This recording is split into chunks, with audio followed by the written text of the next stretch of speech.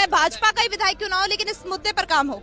Madam, मुद्दों की में से कोई कमी नहीं है, लेकिन जो राजस्थान के यशस्वी मुख्यमंत्री जी ने जो मिशन 2030 जिन योजनाओं को लेकर कांग्रेस इतना प्रचार प्रसार कर रही है, उन योजनाओं की धरातल पर क्या स्थिति है? क्योंकि स्कूलों को लेकर कहा गया है कि शिक्षक ही नहीं है, तो क्या मतलब स्कूलों का अगर शिक्षक ही वहाँ नहीं है तो? देखिए मैडम, शेरगढ़ पिछले कई वर्षों से पिछड़ा हुआ क्षेत्र था, लेकिन आज वर्तमान में शेरगढ़ विधानसभा है जो शिक्षा के क्षेत्र में एजुकेशन हब बन गया। यदि उस शिक्षा की मैं बात करूं तो एक ही विधानसभा क्षेत्र में 3 कॉलेज है। 2013 में गहलोत सरकार ने शेरगढ़ विधानसभा में पहला राजकीय महाविद्यालय की स्थापना की।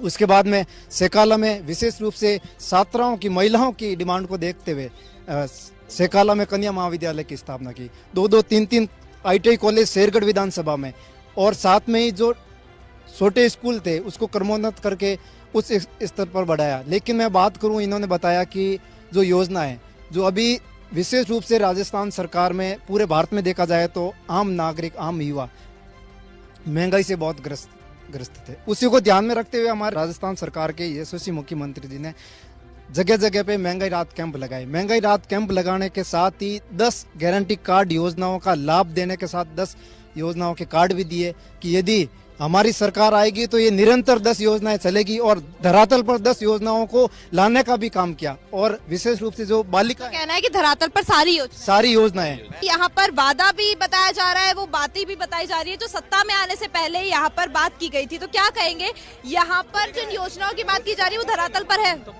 मैडम, मैं ज्यादा तो क्या कहूँ, योजना तो सबने देखी है ना, बात कर ही रहे। मैं चिकित्सा के क्षेत्र में बता रहा हूँ, मैंने मेरी आंखों से देखा है। पुराने टाइम में, आज से 5-7 साल पहले किसी आदमी का हार्ट का ऑपरेशन करवाते थे ना, तो वो या तो अपना घर बेचता या अपना खेत बेचता। आज उस गरीब आदमी का ऑपरेशन फ्री में हो रहा है, तो उसका भला ही हुआ। चिरंजीवी योजना से खुश हैं आप?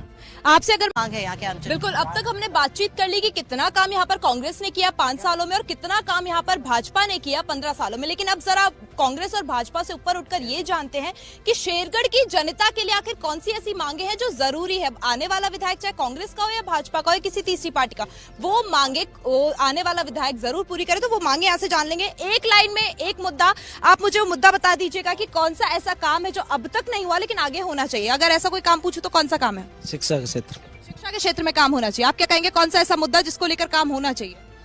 चिकित्सा क्षेत्र में यही है। चिकित्सा क्षेत्र में काम होना चाहिए। आपसे जानना चाहे तो कौन सा ऐसा मुद्दा जिसको लेकर काम हो?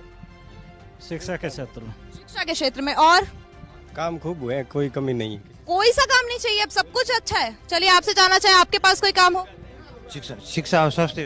पानी और लाइट चाहिए। पानी और लाइट होना चाहिए। क्या कहेंगे, कौन सा ऐसा मुद्दा जिसको लेकर आगे काम करे, चाहे भाजपा का ही विधायक क्यों ना हो, लेकिन इस मुद्दे पर काम हो?